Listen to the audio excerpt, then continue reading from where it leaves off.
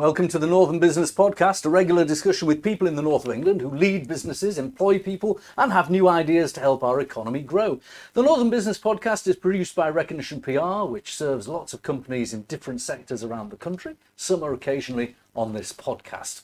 We're sponsored by Virtue Motors plc, one of the top automotive retailers in the UK, with a network of dealerships representing some of the world's most popular brands. I'm Graham Robin. In the studio today we've got Bill Scott, who's the CEO of Wilton Engineering, the Wilton Group, and down the line we have Jonathan Clemens, the CEO of the British Constructional Steelworks Association.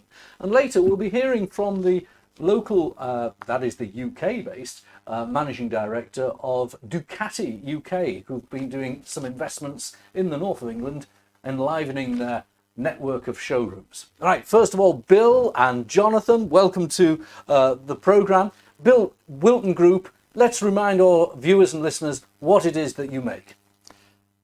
In a short summary, we build large, complicated structures, initially for the subsea industry, along with the offshore industry for many years, probably 25 years.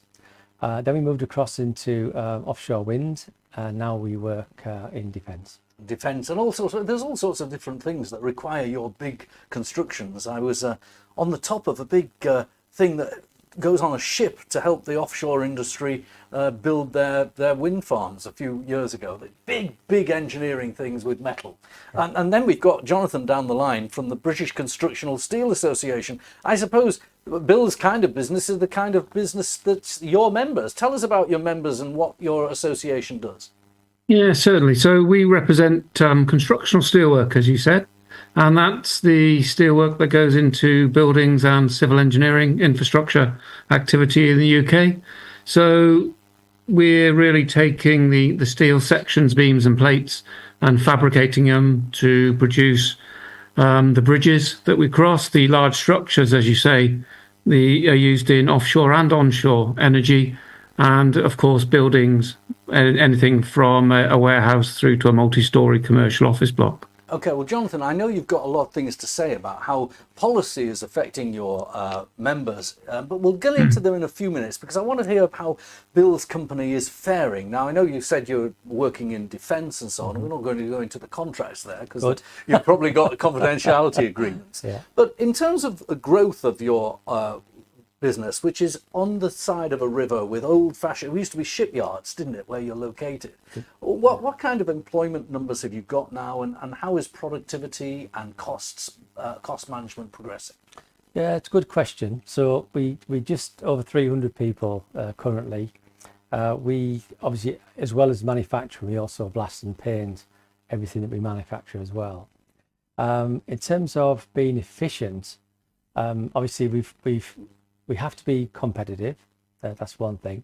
If you're not efficient, you're not competitive. But what actually honed that very, very important competitive bit and the efficiency bit was when we moved into the offshore wind industry. So in the large modular manufacturing world, everything was one-off. We never built the same thing twice. So we never got used to actually, harvesting your efficiency doing that. But when you move into offshore wind, of course, there's quantity. So you do the same thing over and over and over again. So we had to have a really good sort of discussion regarding the efficiency with our senior management team. We sat down with the shop floor, supervision, and we all got together to work out how do you do things quicker, better and smarter. And that was a really key thing for us to allow was to build the BYTs, which are the big yellow things that we used to do, and yeah, that's how we did it. Now, many people watching the Northern Business Podcast don't realise the sort of unique area of riverside engineering that you occupy, and in Newcastle and in Teesside, and previously and to a certain extent still in Merseyside and Humberside. Yeah. These river engineering companies were always, in the 20th century, they were massive employers building ships, oil rigs and so on.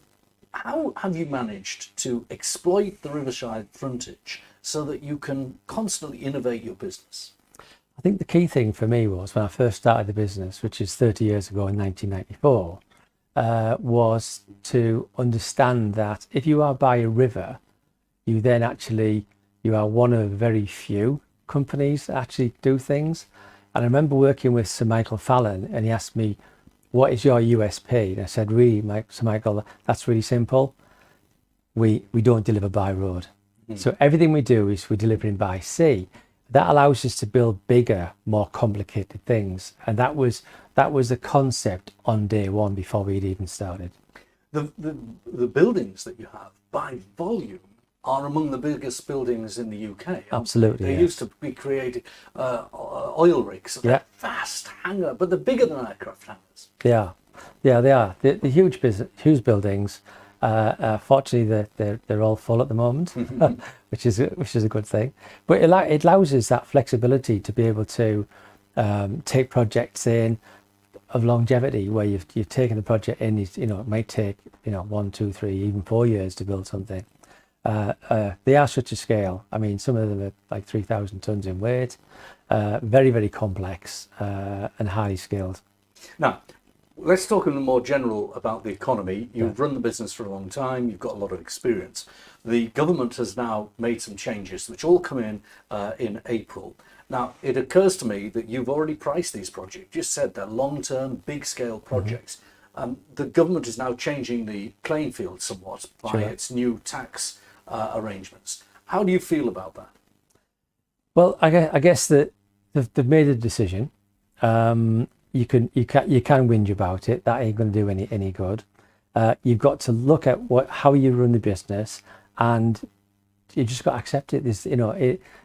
Yes, they may change their mind later on, but if they don't, then you've got to get on and just either absorb what you can or become more efficient. Look at things. So we're looking at things that will save us man hours in terms of setting things out. So it might take a man, say, 40 hours a week to mark something off that's really, really complicated.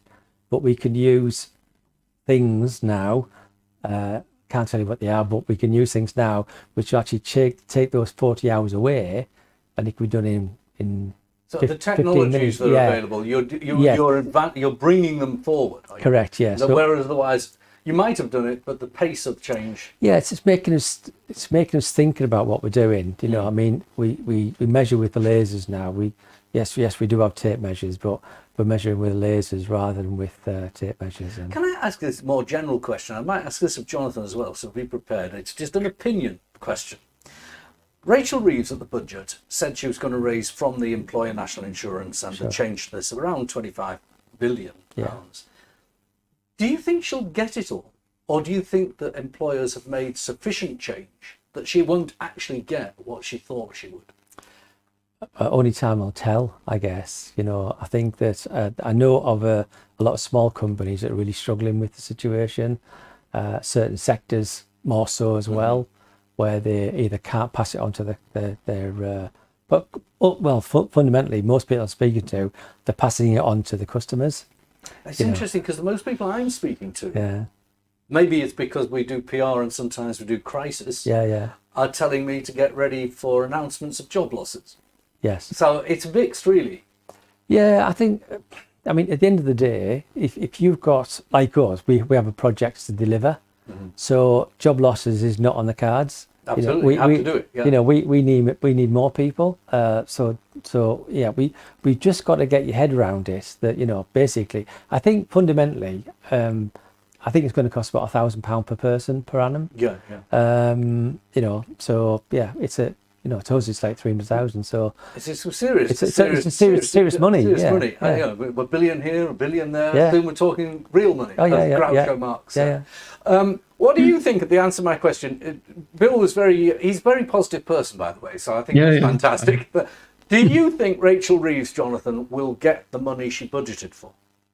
I'm going to use the same phrase in time will tell, but I do think that it is for certainly some of our membership, the more that, as you said, the smaller ones, it is a big cost. And if they're in a fixed price contract, which is quite common in construction, it is proving a challenge. Flip side is we face continuous skills shortage. It's always a challenge finding skilled workers. So I don't think you'll be experiencing massive job losses, but I do think the rate of new recruitment is certainly slowing up, and people are pausing as we go into the new financial year about whether to put more investment. But the flip side, there's been a lot of investment in automation, machinery, digitization over the past 6 years. And I think that's starting to reap some benefits in terms of efficiency. More people have started to talk to me about cost to serve in the last 4 months than probably the last 4 or 5 years when things have been a bit better. Fascinating. And I know in both of your sectors, it's maybe a little bit of a different thing, but where Recognition PR is working with clients that are facing the public, whether it be people on call centres answering phones, people making coffee, people selling things in showrooms, that's where I've seen jobs going and people being asked to do their job with fewer people and more automation. All right, now, Jonathan, I want to ask you a little bit about some of the issues that your members are facing. We have to touch on the steelworks first, because steel is very important. We've had a lot of change in the UK steel making capacity, and now there are tariffs on the export of steel to America. What's your analysis of how we can weather that? I guess, as a sector, we're distinct and different. The structural steelwork is, we reckon around 60,000 people, 1.6 billion. So we're distinct from the steel mills that make it, but we're obviously very dependent for confidence on the steel sentiment in the marketplace. So, it's never good news when there is bad news about the steel mills, but I think it's very good that we've now got the steel strategy underway, and hopefully one way or another we'll get some clarity. Now, Bill started his career in steel, didn't you, Bill? What's your view on what I just asked, the way the capacity of the UK to make steel is diminishing and the tariffs to export? Obviously, it's worrying. I think that this whole tariff thing might be something. Hopefully, it's Dominic Tico, but I'm hoping that we can negotiate something where if they're going to put tariffs on us, then we have to obviously put tariffs on things coming into us as well. But I think from a steel point of view, obviously disappointing news for Teesside. Obviously I was expecting electric arc furnaces to be situated here, but at the end of the day, they're in the UK, 2 of them, I guess. But that's good. But it is worrying. Obviously Teesside has fallen. Scunthorpe's taken a hit. Wales is the same. So it is worrying. Now, I'm not going to go into what you make in the defence sector, but the defence sector clearly, if you're making big things, needs steel and metals, and virgin steel is very important. Sure. Where do you tend to get your steel? Can you get it from the UK, or do you have to import specialist steel? Well, when we were building some of the projects which were requesting high grade steel, that was all coming from Germany.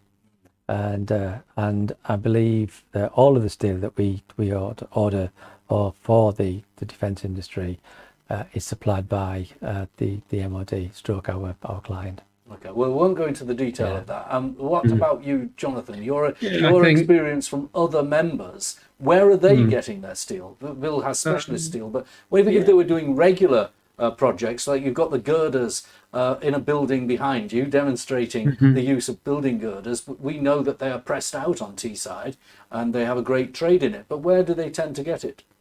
It is shifting, and it's shifting significantly because of the green agenda. We're certainly seeing around probably 45 to 50% imports in the structural steel side on the beams and the sections that you can see behind me here. So that's primarily coming from Europe, although we are getting some inquiries from distributors about bringing stuff that's CE marked in from further afield, like Asia. And then on the plate side, it's generally from Europe that stuff is being imported. But overall, it's certainly seen significant impact on the activity coming out of Teesside and Scunthorpe more because of trying to address the green steel approach. So the sooner we can have the EAF furnaces in place, the better, I think. It's heartbreaking, isn't it? I mean, I know that you've been making major components for offshore wind. We're on Teesside, everyone's behind offshore wind. Yet at the same time, do you, like me, sort of breathe a heavy sigh and think, did we go too fast, too far? Is the net zero agenda just not giving everyone the chance to catch their breath and not abandon our industry? I think obviously the steel industry was really vitally important for the not just the Teesside, but obviously for the country. I think that you've got to look at the positives out of the net zero again. I am always positive, obviously. Net zero, the positivities out of that. I mean, it combines a number of large things: carbon capture and storage, blue hydrogen, green hydrogen. You've got battery storage coming in. You've got sea wind coming in at Teesside, plus. So I mean, and what it does for me is it gives us a flavour of a different type of industry as well. So previously we've suffered from one large industry, i.e. British Steel and ICI, and when a big giant falls, it's really painful. So I think that we're spreading our load, I think, and I think we just got to go with it. It's offering thousands of jobs, so I think that we've got to think about the positive side. And I think, Jonathan, this is what the government would say as well. There's lots to build when it comes to net zero. There are new pylons to build in order to get the energy from these places to the consumers of electricity. There are new wind turbines to build. But your organisation has a point of view on who should do this building. Tell us about that. I mean, clearly. I mean, I think I reflect that there's lots of very exciting infrastructure and construction going on, and it is diversifying. And thankfully also diversifying manufacturing, not just industry, because we've seen a lot of this in the services. But what we're very clear on is that where possible it should be a UK supply chain in terms of certainly our fabricators. The CBI produced a report saying I think it's around £3 is generated for the UK for every pound spent on construction, and what we're seeing is unnecessary decisions taken to bring in fabricated steel from overseas. And we'd just like to say that the UK fabrication network, and certainly through the BCSA membership, we've got the capacity and the capability to supply this. But for some reason, the government aren't seeing the public procurement purse all the way down the various tiers in construction in order that we can maximise the wealth creation and also in it's National Apprenticeship Week, the job creation in the UK. Now, it's absolutely critical. We need more young starters coming into this industry. Jonathan, we've got in Bill somebody who's trod this path before in a very specific sense and won. So if you want to hold up this document and maybe explain to everyone listening and watching how this actually came about in the offshore wind sector specifically. Okay. So basically the offshore wind sector many years ago was inherently manufactured in Denmark. It was then transferred across to the likes of the UK, and then those items would be a foreign vessel that was going to be installing it, probably Saipem, the Italian side of installation.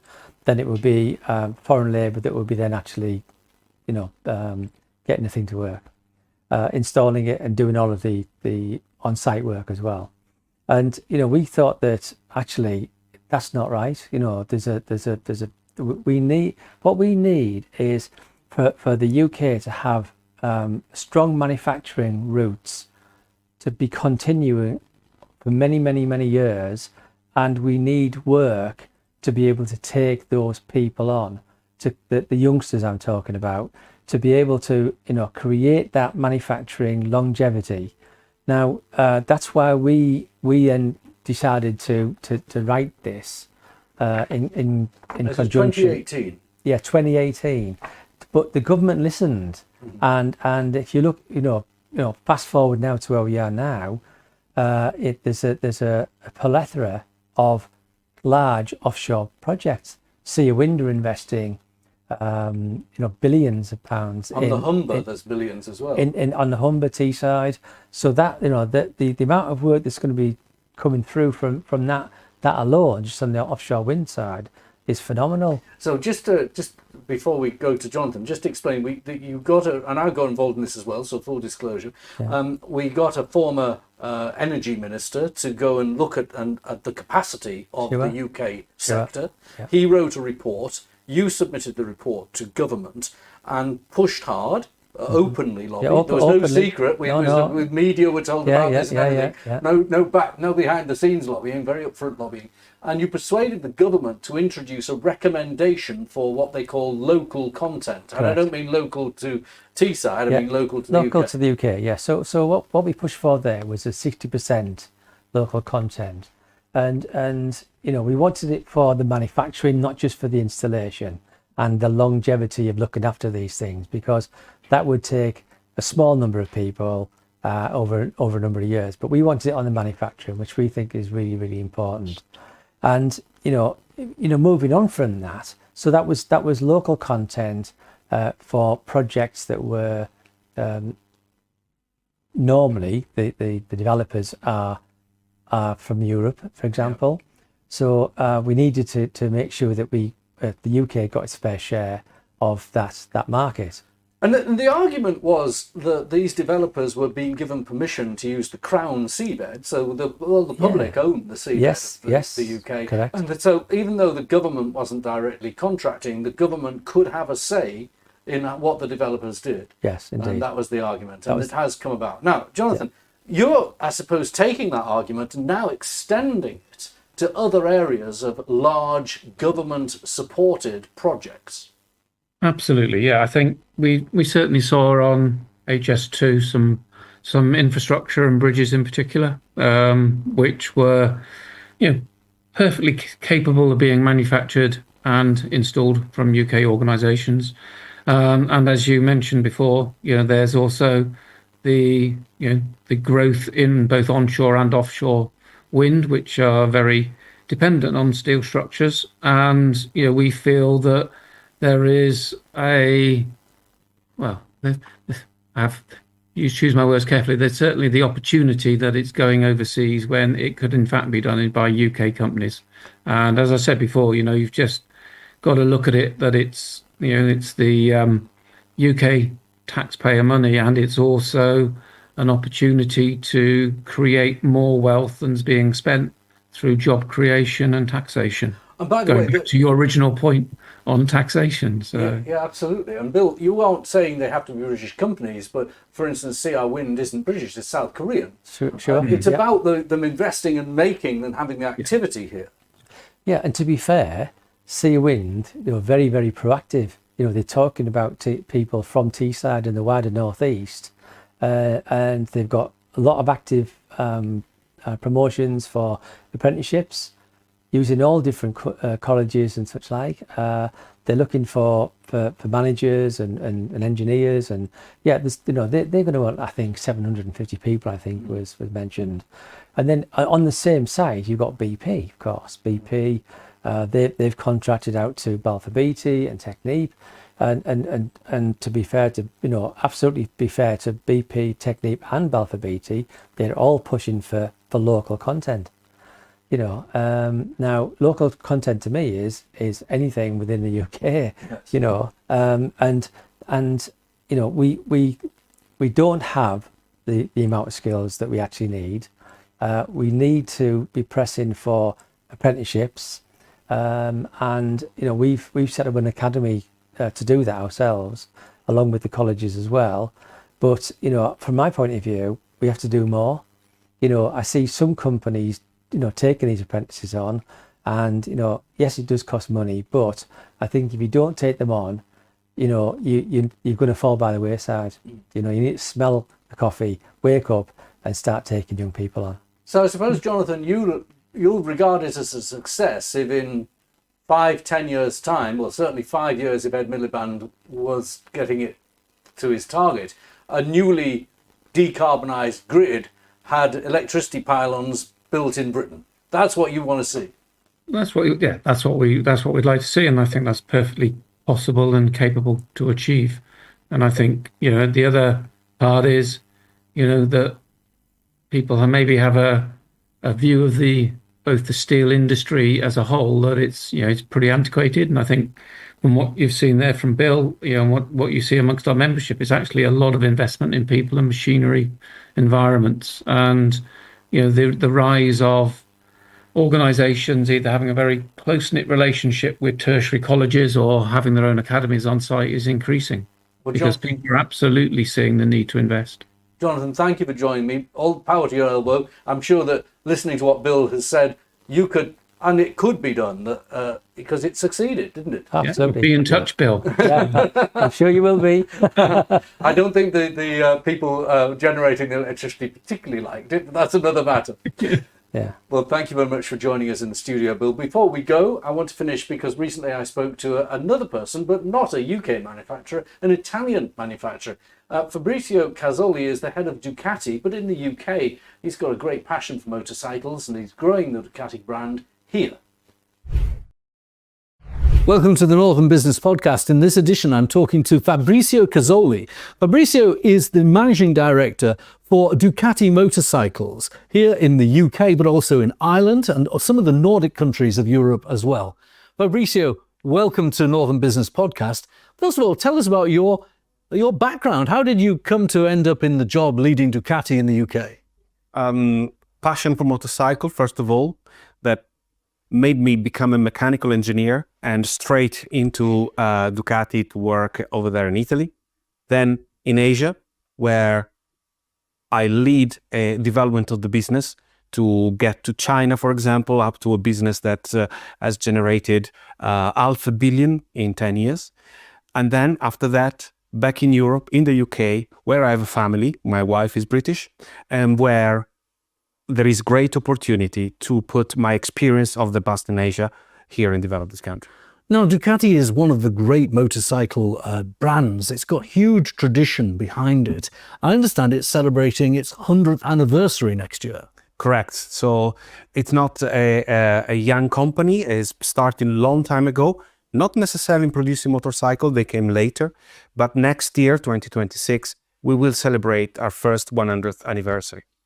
All driven by passion and driven by fantastic, excellent products. Here we are in the UK with huge motorcycle heritage. The great names of UK motorcycles, the Enfields, the Triumphs, the BCSAs, and Ducati, the Italian, a bit of an imposter, are you? Is it something that is new to Ducati, or is there already an established market for you?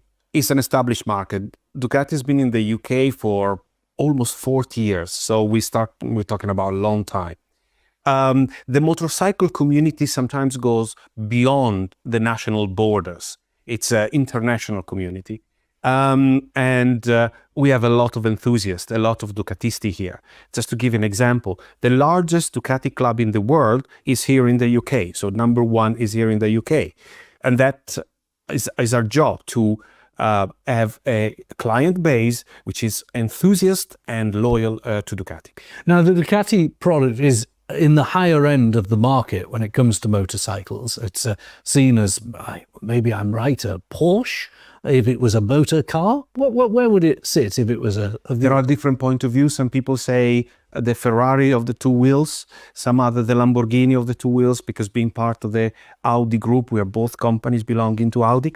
But yes, the Porsche is a very good example, because also Porsche belong to the same group. So. Okay, now let's talk about your investment plans in the UK. You've sold bikes here for 40 years. What does the future look like?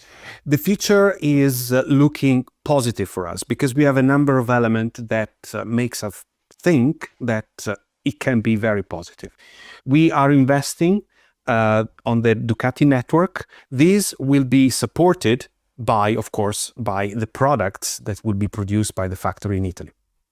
Now, I know that the network is very important to you and you want to see modern outlets, and you've pioneered that in Northeast England. Tell us the type of outlet that you've produced there. You mentioned Northeast England. Sunderland, Ducati Sunderland is our latest new dealer. It's the place where exceptional product needs to be presented to our clients. So if the product is not in line with the environment in which the product is being portrayed, there is a disconnection that our client or our prospect would feel. It's not just a matter of the product itself and the box in which it is, but also the people inside, so the service that these people can produce. And this is a big part of the investment. So the dealership itself, I suppose, looks more like, in motorcycle terms, the equivalent of an Apple store would be in high-end hi-fi or podcasting or gadgets. It's got a real sense of presence. Yes, it's very important to not to create a disconnection, as I mentioned before.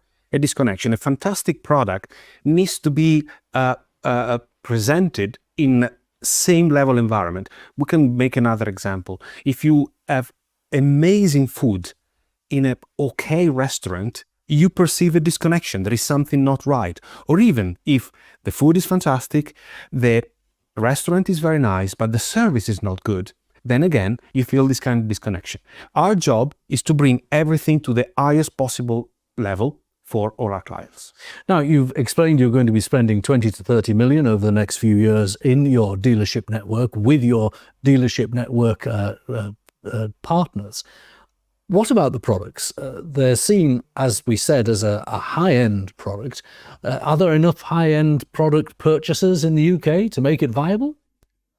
Yes, but this one is never enough. Second, you cannot focus only on one specific segment or one specific product.